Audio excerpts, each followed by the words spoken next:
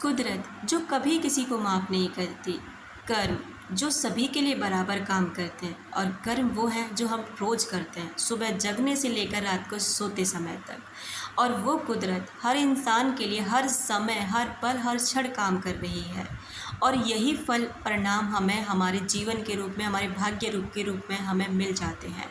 नमस्कार दोस्तों, आपका फिर से स्वागत है मैग्नेट ऑफ लव में। मैं यहाँ बात करती हूँ सबकॉन्शियस माइंड की रीप्रोग्रामिंग, रिलेशनशिप हीलिंग और लॉ ऑफ अट्रैक्शन की अमेजिंग पावर के बारे में। अगर आप ऐसे वीडियोस के साथ इंटरेस्टेड हैं तो बने रहें मेरे साथ। और एक बात और कहना चाहूँगी, मैं बहुत जल्द 21 डेज़ की सेल्फ लव सीरीज़ लेकर आना चाहती हूँ। अगर आप उसमें मेरे साथ उस जर्नी में चलना चाहते हैं, आप सेल्फ लव को अनुभव करना चाहते हैं, जानना चाहते हैं कि उससे आपको क्या मिल सकता है, आपकी लाइफ कैसे चेंज हो सकती है, आपका माइंड कैसे चेंज हो सकता है, तो आप कमेंट बॉक्स में यस लिख कर ज़रूर जाएँ। चलिए बात करते हैं कि कर्म फल क्या है। कर्म फल, कुछ कर्म हमारे ऐसे होते हैं जिनका परिणाम हमें तुरंत मिल जाता है और कुछ कर्म हमारे ऐसे होते हैं जिनका परिणाम हमें तुरंत नहीं मिलता, उसमें टाइम लगता है। जैसे कि आपने क्या किया कि आपको भूख लगी है और आपने खाना खाया और आपकी भूख शांत हो गई। आपको प्यास लगी, आपने पानी पिया और आपकी प्यास शांत हो गई। मान लीजिए मैंने किसी को गाली दी, उसने मुझे पलट के गाली दे दी, वहीं उसका परिणाम मिल गया। मैंने किसी को थप्पड़ मारा, उसने मुझे पलट के थप्पड़ मार दिया, परिणाम वहीं की वहीं शांत हो गया। अब यहाँ पर ना, अगर आप ये सोचें कि मैंने इसको थप्पड़ मारा, उसने मेरे को थप्पड़ मारा, इसका परिणाम उसे मिलेगा, नहीं मिलेगा, क्योंकि आपने भी उसे मार दिया और उसने भी आपको मार दिया। यहाँ आपका जो कर्म था ना, वो वहीं की वहीं ख़त्म हो गया। अब उसके बाद में क्या होता है ना, कुछ कर्म फल ऐसे होते हैं, मान लीजिए आपने अपनी माँ के साथ, अपने भाई के साथ, अपनी बहन के साथ, अपनी सास के साथ, अपने ससुर के साथ, किसी के भी साथ आप गलत कर रहे हैं और वो आपसे उसका बदला नहीं ले पा रहे क्योंकि वो इसके लायक है ही नहीं। बुज़ुर्ग हो चुके हैं या फिर उनमें इतनी क्षमता नहीं है या फिर उनके पास इतनी पावर नहीं है कि वो आपसे इसका बदला ले सकें। जैसे कि आपसे कोई, आपकी माँ बहुत प्यार करती है, आपकी बहन बहुत प्यार करती है, आपका भाई बहुत प्यार करता है, लेकिन आपको उसके प्यार की कोई वैल्यू नहीं है, कोई फ़र्क नहीं पड़ता कि आपसे वो कितना प्यार करते हैं।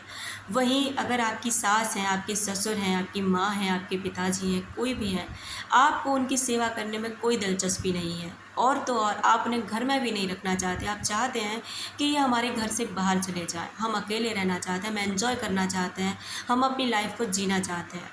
अभी मान लीजिए वो चले भी जाएंगे, कैसे भी कारण से आप अनाथ आश्रम या कहीं भी उन्हें छोड़ देते हैं या कहीं रोड पे कुछ भी आजकल हो रहा है, आप जानते हैं, कर देते हैं, ये परिणाम आपको तुरंत नहीं मिलेगा। ये आपका संचित कर्म है, ये जमा हो रहा है। जैसे हम बैंक में जमा कर लेते हैं ना, कुछ पैसों की एफडी करा देते हैं, समय पर मिलेगी, और कुछ पैसों को हम डेली खर्च करते हैं जो हमारी रोज़ की ज़रूरतें होती हैं। ठीक उसी तरह हमारे कर्म होते हैं। अब ये कर्म आपने जमा कर लिया, अब क्या होगा, इसका परिणाम आपको कब मिलेगा।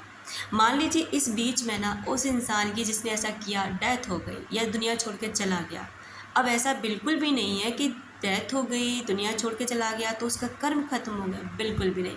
जो आत्मा गई है ना, वो कहीं जन्म लेगी और जिन आत्मा के साथ उसने इस जन्म में गलत किया है ना, अब उसका परिणाम उसे उस जन्म में मिलेगा। या तो वो इन्हीं के आसपास जन्म लेगी कहीं न कहीं, या फिर इनमें से जिसके साथ उसने गलत किया वो इंसान उससे कहीं न किसी न किसी मोड़ पर ज़रूर मिलेगा, किसी न किसी रूप में वो बदला ज़रूर लेगा। और वहीं अगर आप यहीं हैं, अभी आपकी लाइफ बहुत है, उसके बाद में आपने जो आपके साथ आपने किया है ना, जैसे आपने अपने माँ बाप को घर से निकाल दिया, आपने सास ससुर को घर से निकाल दिया, या फिर कोई भी ऐसा काम किया जो संचित हो गया आपका, वो क्या होगा ना कि अब आपका जो बेटे या बेटी पैदा होंगे, आपकी जो संतान पैदा होगी ना, उसका बदला वो आपसे लेगी। वो वही काम और उससे भी ज़्यादा आपके साथ करेगी जो आप आज अपने माँ बाप या अपने सास ससुर के साथ कर रहे हैं। वो परिणाम, ये होता है संचित कर्म, यानी कि परिणाम आपको मिलता ही मिलता है। हम नादानियों में, बेवकूफ़ियों में, किसी भी कारण से कुछ कदम ऐसे उठा लेते हैं जो नहीं उठाने चाहिए। हमें नहीं पता होता सही और गलत, क्योंकि उस समय ना हमारी बुद्धि भ्रमित हो जाती है। हमें सिर्फ ये नज़र आता कि हाँ यही सही है जो हम कर रहे हैं, क्योंकि ये जो भी है हमारी लाइफ को एंजॉय नहीं करने दे रहे हैं। जो हम क्यों आए हैं, एक ही जन्म मिला है तो हमें एंजॉय करना चाहिए, बिल्कुल गलत।